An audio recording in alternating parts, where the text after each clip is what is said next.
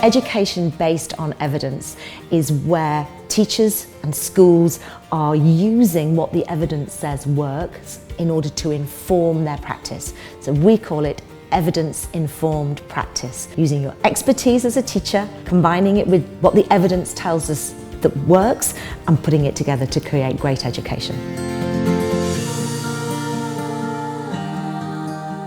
Teaching is an incredibly complex craft. I quite often say to my staff that it's not rocket science, it's much more difficult than rocket science. It's complex, it's multi-layered and it's multifaceted. And what you want is to make sure that the decisions you're making in the classroom are the best possible decisions that you can do. So there's a lot of evidence that tells us the different things that work, and we just need to use that evidence to inform our practice. I think that education based on evidence is good practice.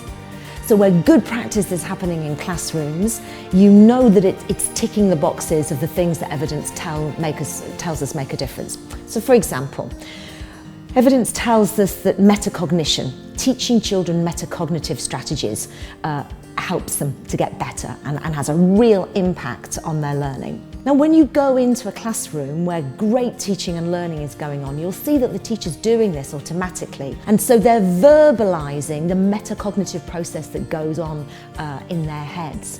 And the evidence tells us that this is a very powerful way of improving children's education.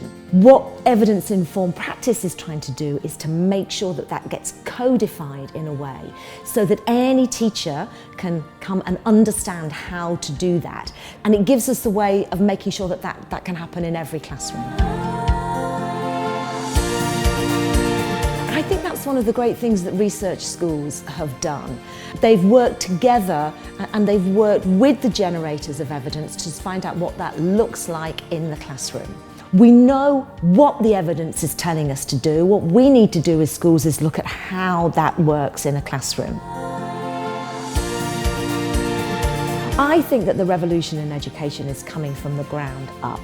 I think it's from teachers using evidence, knowing what works, being confident about their practices, losing the fear to say, this isn't working, so I'm going to change and I'm going to try something different, and taking charge and taking control of their profession.